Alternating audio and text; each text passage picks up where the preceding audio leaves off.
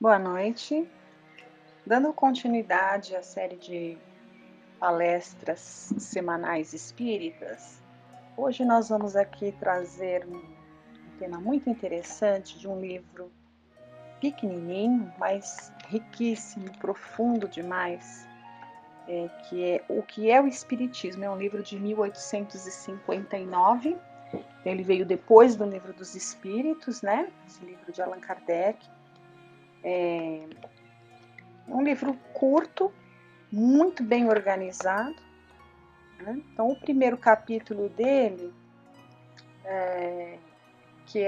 fala que uma pequena conferência espírita, né? Então, aquela forma, aquele método muito eficaz, né, que Kardec utiliza aqui, ele organiza 3 tipos de argumentos contraditores da doutrina. Ele já havia lançado o Livro dos Espíritos, ali em 1857. Obviamente que os contraditores se levantaram, né?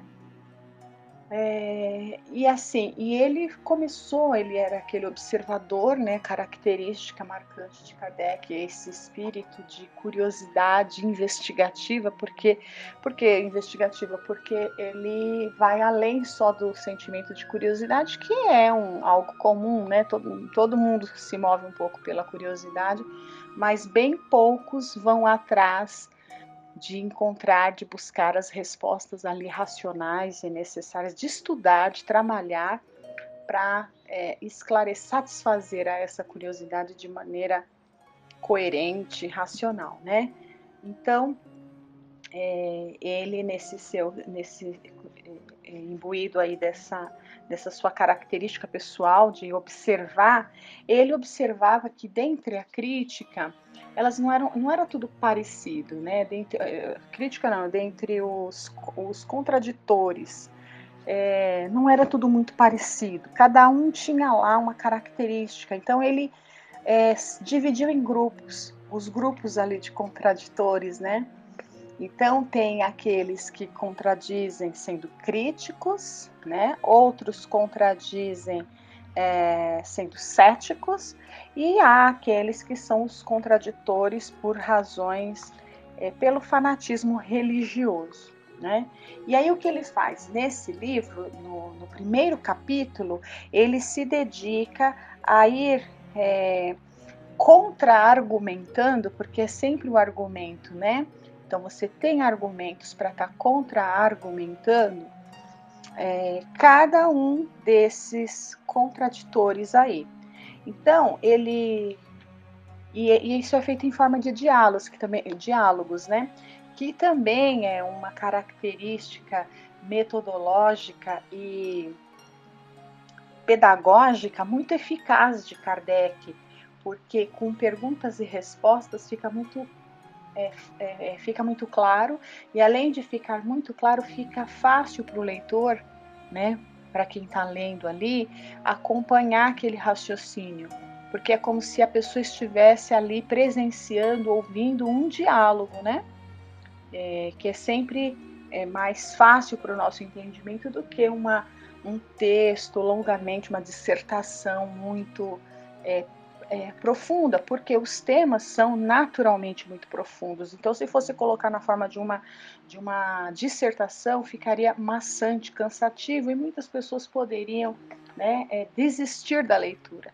E Kardec, então, sabendo, conhecendo, né, e sendo o pedagogo maravilhoso que ele era, um dos mecanismos, uma das formas que ele utiliza, pedagogicamente falando, para poder levar esse conhecimento mastigado e não torná-lo cansativo, é nessa forma de diálogos, né?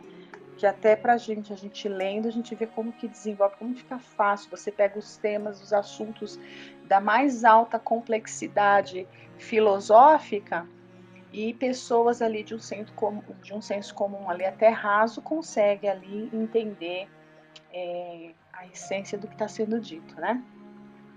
Então, nesse primeiro diálogo aqui, é o crítico. Então, como que é a característica do crítico aqui, né? Então, o crítico, é aquela pessoa, nesse caso como ele coloca, que combate por combater.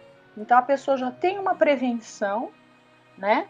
Ela não conhece e ela tem uma prevenção total contra, ela é contra.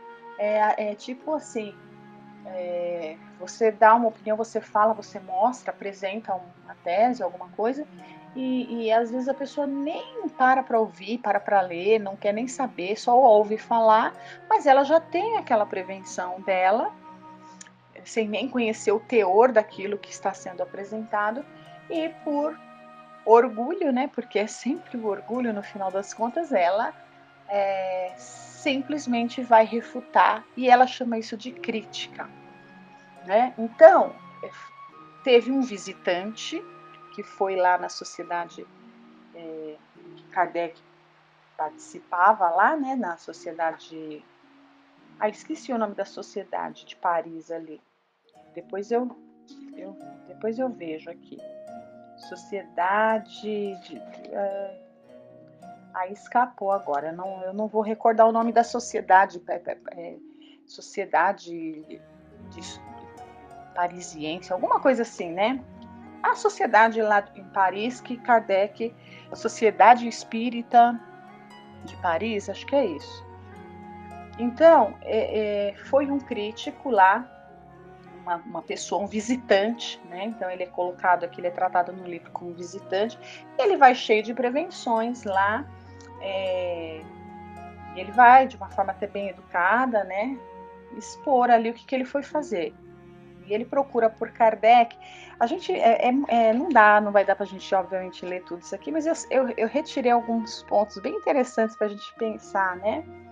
Então, Kardec organizou dessa forma, por quê?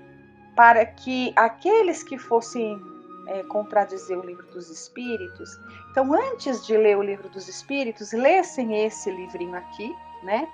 Para já, antes de começarem a criticar, já não ficar perdendo o tempo nem deles e nem de Kardec, porque a obra de Kardec, a gente sabe, ele trabalhou muito em pouquíssimo tempo, ele não tinha tempo para ficar, e ele coloca isso daqui, né?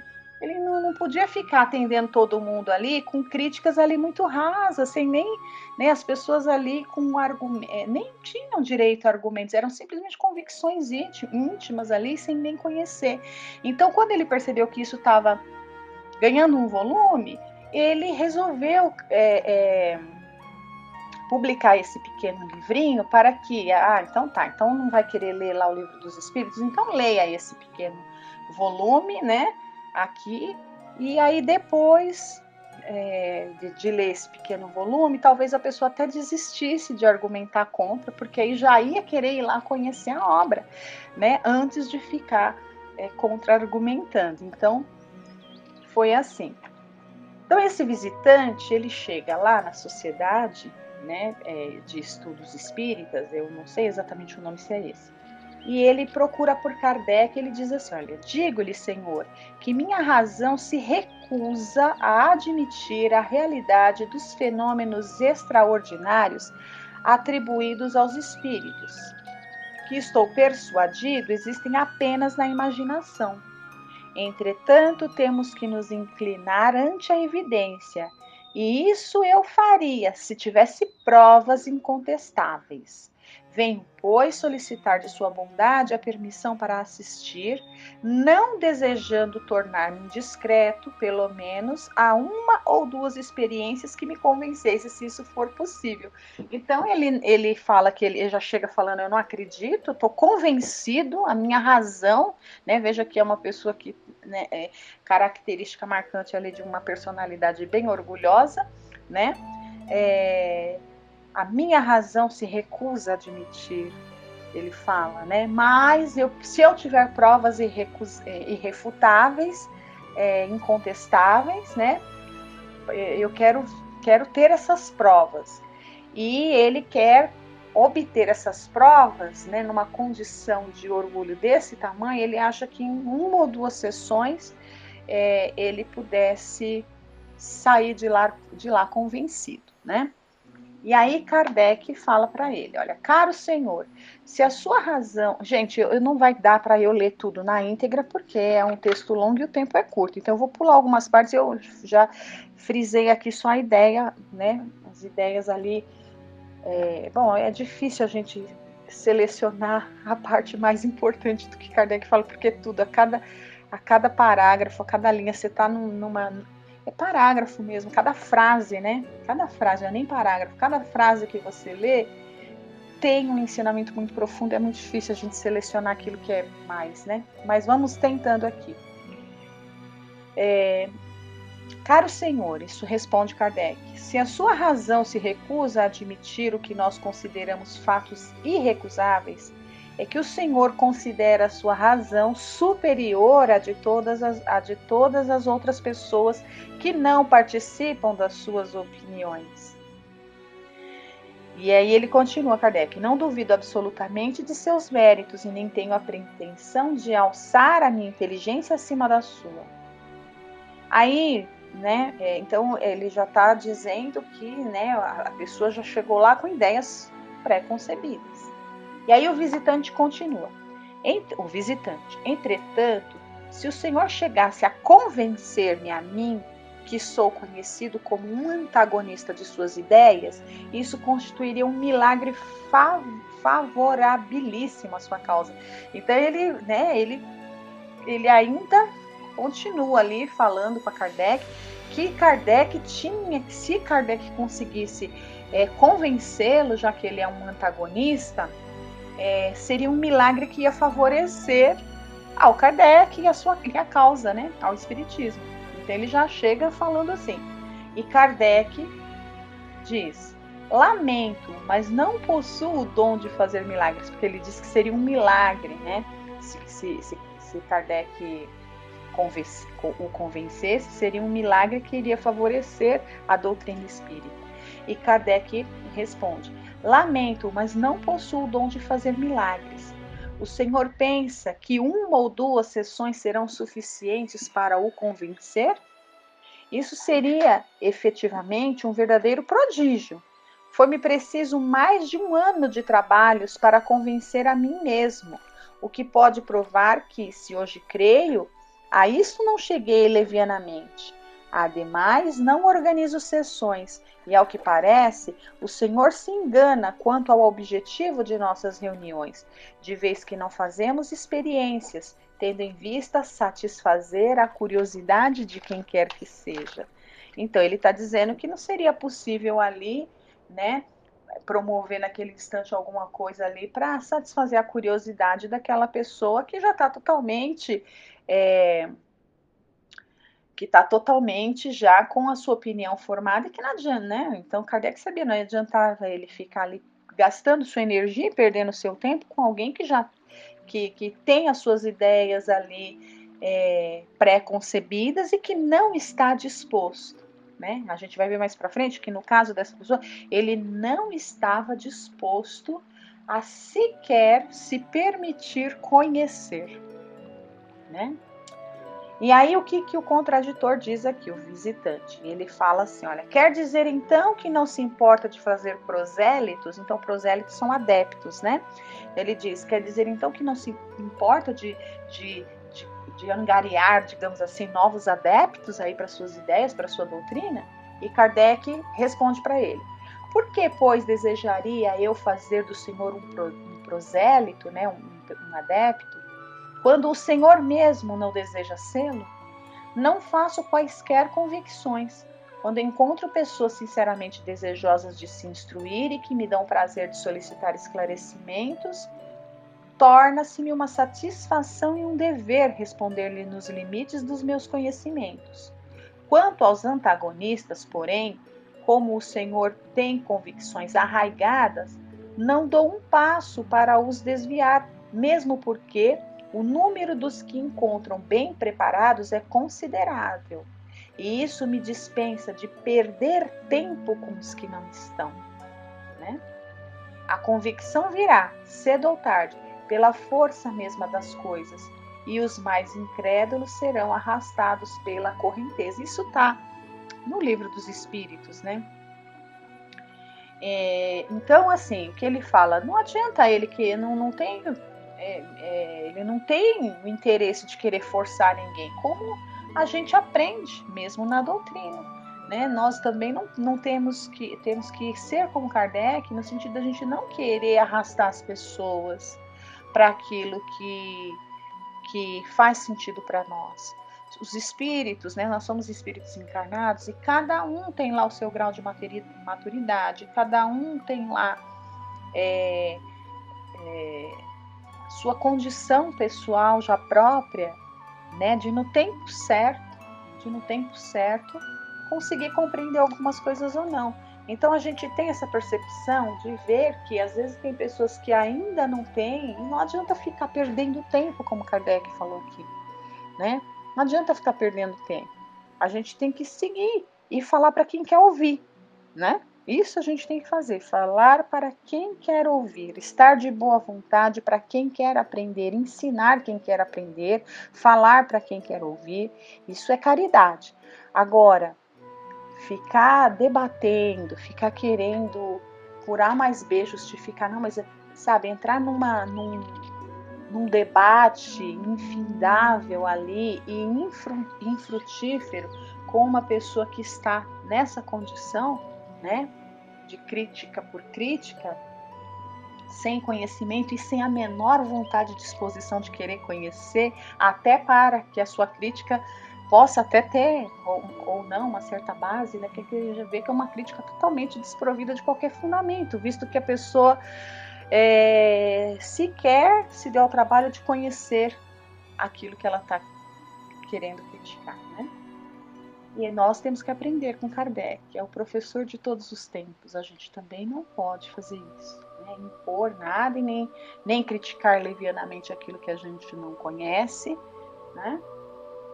Então, pouco ficar perdendo nosso tempo com aquelas pessoas que ainda não estão no seu tempo, né? Porque pela força mesmo das coisas, até esses mais incrédulos chegará um momento que naturalmente serão levados aí pela correnteza. E o visitante continua. Há, não obstante, mais interesse em me convencer do que o senhor imagina. Então ele se acha mesmo, né?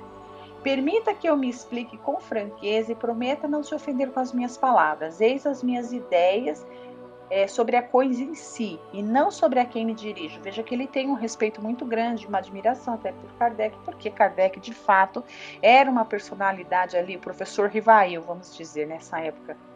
Aqui ele já estava como Allan Kardec, porque já havia publicado, né, o Livro dos Espíritos, mas ao tempo mesmo do início, né, o tempo das mesas girantes, ele era o professor Rivail, um homem de reputação de uma respeitabilidade assim fora de série, né? Então ele tinha realmente as pessoas ali, mesmo quem não concordasse com ele, o respeitava profundamente. Então ele diz: é óbvio que posso respeitar a pessoa sem participar das suas opiniões. E Kardec responde para ele: o Espiritismo ensinou-me a dar pouco valor às mesquinhas suscetibilidades do amor próprio, a não me ofender com palavras. Mais para frente ele continua. Mas considerando o Espiritismo um sonho absurdo naturalmente, ao se encaminhar para minha casa, o Senhor dizia de si para si: vamos ver esse louco. Então, embora ele dissesse, né, que respeitava profundamente, que nada era pessoal contra Kardec, Kardec fala assim: mas quando você estava saindo da sua casa para vir aqui, devia certamente estar movido por um pensamento assim: olha, vamos ver este louco. E aí Kardec continua: confesso francamente, não me zangarei por isso. Todos os espíritas são loucos. Isso é coisa convencional. Pois muito bem, o Senhor considera tudo isso como uma doença mental e eu sinto um certo escrúpulo confirmando seu juízo e me espanto de que com tal pensamento não tivesse vindo adquirir uma convicção que o incluiria no meio dos loucos. Então ele, né, o homem já chegou lá com uma prepotência, julgando que Kardec e toda aquela turma era tudo louco, né? E aí ele diz o seguinte: então o senhor certamente não vai querer se incluir no número dos loucos, né? Dá essa resposta para ele. O nosso tempo está chegando ao fim, né? Eu acho que para a próxima semana eu vou continuar esse diálogo, que está muito interessante, é muito legal, né? E para a gente fechar essa parte aqui, tá bom? Mas assim, que a gente tire como lição nessas preliminares aqui dessa conversa, isso aí, né? A gente não perder tempo com quem não está interessado, respeitar, né? Isso é uma forma de respeitar as pessoas, não é? Respeitar o outro e respeitar a nós mesmos, porque tempo hoje em dia é uma coisa que parece que cada vez mais difícil da gente conseguir. Então, quando a gente for dedicar o nosso tempo para alguma coisa de útil para nós, que a gente utilize esse tempo para ser útil, né? Ali para que a gente cresça, possa fazer outras coisas, não perder tempo com discussões vazias, com quem não está interessado, que não, na verdade, não está ainda preparado para entender algumas ideias, tá bom? Então, que Jesus abençoe a todos nós, fiquemos bem, em paz durante essa semana, até a próxima semana.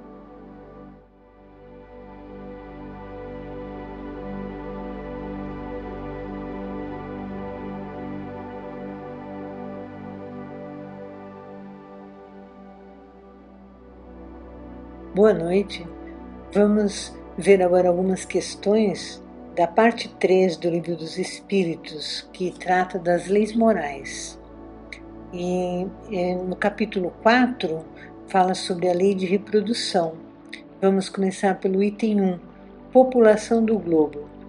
Questão 686. A reprodução dos seres vivos é uma lei natural? Resposta: isso é evidente. Sem a reprodução, o mundo corpóreo pereceria. Questão 687. Se a população seguir sempre a progressão constante que vemos, chegará um momento em que se tornará excessiva na Terra? Resposta: não. Deus a isso provê, mantendo sempre o equilíbrio. Ele nada faz de inútil.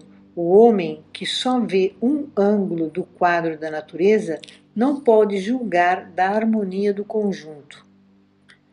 Há uma teoria desenvolvida por Malthus em 1798, portanto, antes mesmo de Kardec ter nascido.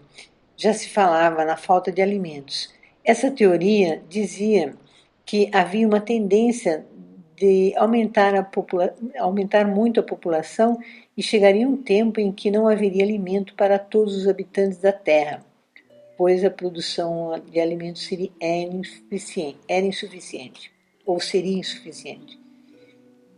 Existiram outros autores que também falavam sobre essa possibilidade de faltar alimentos. Era a época da Revolução Industrial, quando as pessoas estavam saindo do campo para a cidade e a população estava aumentando muito. Isso na Europa, né?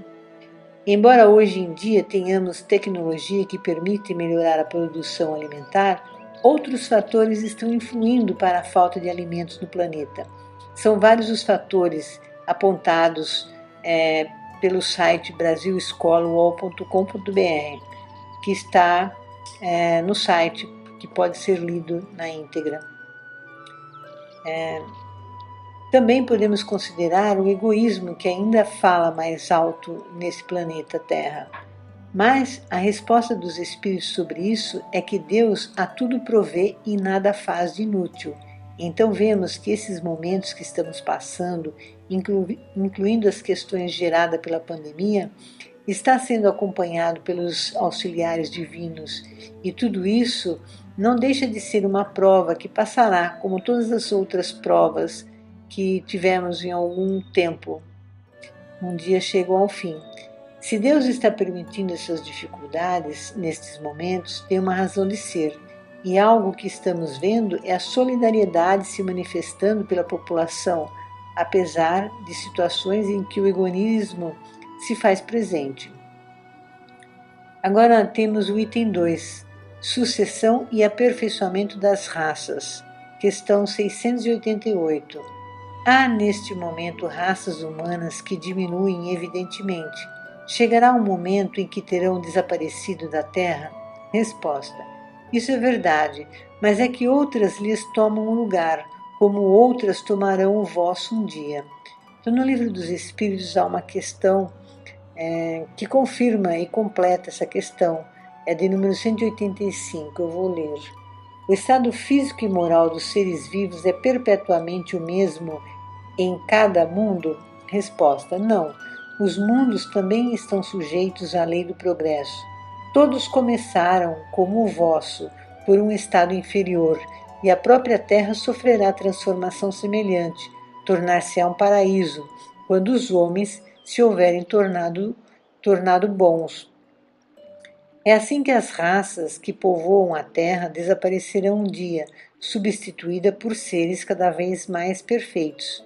Novas raças transformadas sucederão às atuais, como estas sucederam a outras ainda mais grosseiras. Então o planeta está evoluindo, o planeta Terra evolui. Evoluem as plantas, os animais e os seres humanos também. Hoje são bem diferentes de outros tempos. E assim será no futuro, pois a evolução continuará ocorrendo. O próprio desenvolvimento da inteligência e os conhecimentos do ser humano estarão promovendo evoluções que só serão percebidas mais facilmente no decorrer do tempo. E assim as raças de hoje se especializam, evoluem. É interessante como está nascendo crianças prodígios nos dias de hoje, né? Certamente tem relação com a evolução humana e do planeta em geral. É preciso considerar que a espiritualidade maior está sempre participando desta evolução, colaborando para que seja viabilizado o progresso espiritual do ser humano e também dos outros seres vivos. Questão 689. Os homens de hoje são uma nova criação ou os descendentes aperfeiçoados dos seres primitivos? Resposta: são os mesmos espíritos que voltaram para se aperfeiçoar em novos corpos, mas que ainda estão longe da perfeição. Assim, a raça humana atual, que por seu crescimento tende a invadir por toda a Terra e substituir as raças que se extinguiram, terá também o seu período de decrescimento e extinção. Outras raças mais perfeitas a substituirão, descendendo da raça atual, como os homens civilizados de hoje descendem dos seres brutos e selvagens dos tempos primitivos. Vemos que essa questão corrobora a anterior. Também é preciso lembrar sobre o que o Espírito falou, que esse livro ele foi editado pela primeira vez, publicado em 1857. Questão 690. Do ponto de vista puramente físico, os corpos da raça atual são uma criação especial ou procedem dos corpos primitivos por via de reprodução? Resposta: a origem das raças se perde na noite dos tempos, mas, como todas pertencem à grande família humana, qualquer que seja o tronco primitivo de cada uma, puderam mesclar-se e produzir novos tipos. Então, a evolução não ocorre ao acaso. A espiritualidade maior, encarregada de promover a evolução dos seres que aqui vivem, exerce um controle sobre esse fenômeno. A evolução não ocorre somente no plano material, mas também no plano espiritual. Vejamos um pequeno trecho do livro A Caminho da Luz, no capítulo 2, no item denominado A Grande Transição. Os antropóides das cavernas espalharam-se então aos grupos pela superfície do globo, no curso vagaroso dos séculos, sofrendo as influências do meio e formando os pródromos, ou seja, os primeiros sinais das raças futuras, em seus tipos diversificados. A realidade, porém, é que as entidades espirituais auxiliaram o homem dos síliques, imprimindo-lhe novas expressões biológicas. Extraordinárias experiências foram realizadas pelos mensageiros do invisível. As pesquisas recentes da ciência sobre o tipo de Neandertal, reconhecendo nele uma espécie de homem bestializado e outras descobertas interessantes da paleontologia, quanto ao homem fóssil, são um atestado dos experimentos biológicos a que procederam os prepostos de Jesus até fixarem no primata os característicos aproximados do homem futuro. Os séculos ocorreram o seu velário, isto é, aquilo que oculta. Então, repetindo, os séculos ocorreram o seu velário de experiências penosas sobre a fronte dessas criaturas de braços alongados e de pelos densos, até que um dia as hostes do invisível operaram uma definitiva transição no corpo perispiritual pré-existente dos homens primitivos, nas regiões siderais e em certos intervalos de suas reencarnações. Surgem os primeiros selvagens de compleição melhorada, tendendo à elegância dos tempos do porvir. Uma transformação visceral verificara-se na estrutura dos antepassados das raças humanas. Então, por esse texto, vemos que a evolução se dá parte no plano espiritual e não só no plano material. No plano espiritual, os espíritos atuam no trabalho de evolução da Terra e dos seus habitantes, agem no perispírito dos seres, levando ao surgimento das mutações que são as causas de novas variedades dentro das espécies, a ponto de surgir novas raças e até outras espécies.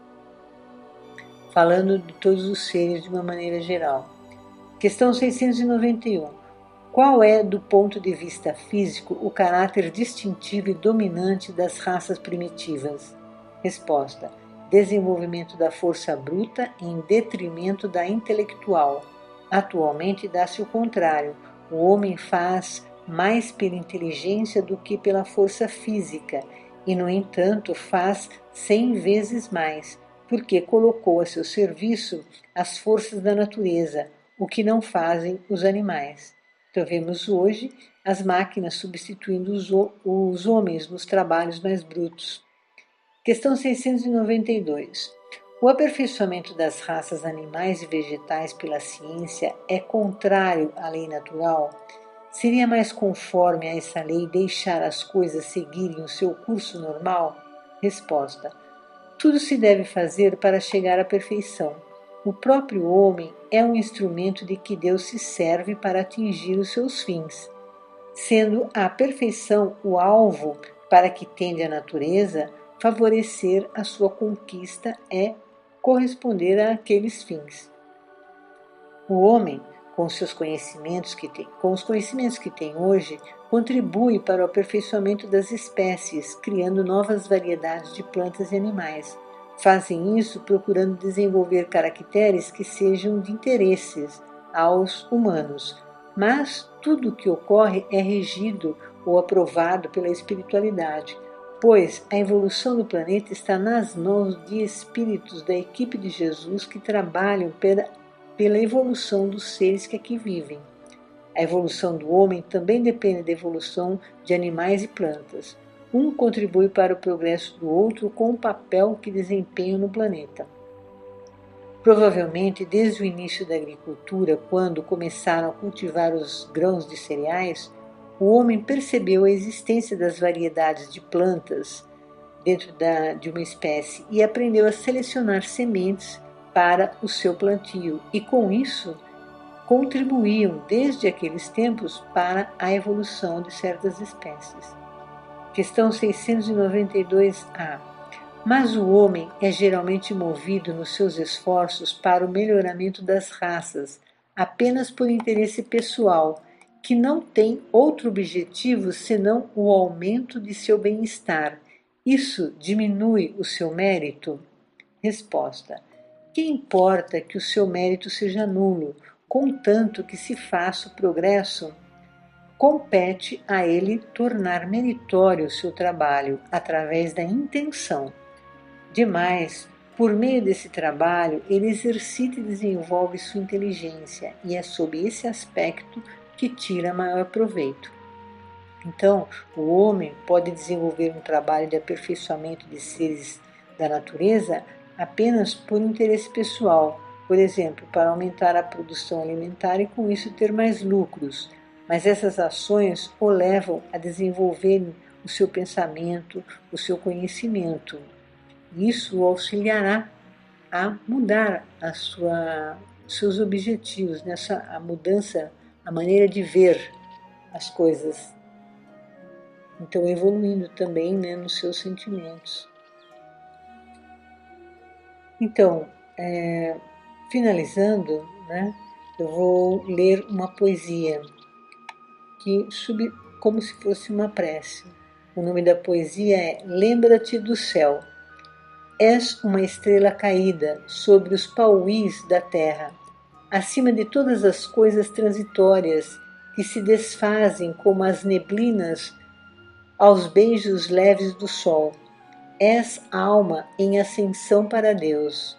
A tua inteligência e o teu sentimento são fulcros de luz imperecível, que constituem os atributos maravilhosos da tua imortalidade, porque te abates e desanimas sob os aguilhões da carne perecível. Contempla o alto, se a fraqueza te envolve em teus tentáculos, e sentirás uma carícia branda, misteriosa, doce e suave, que promana do empíreo constelado para todas as almas que oram, que sonham e choram, buscando Deus, a bússola das suas mais caras esperanças. Quando sofreres, busca aspirar esse aroma divino, e tua alma sofredora sentir-se-á. Desculpa, eu vou repetir um pedaço.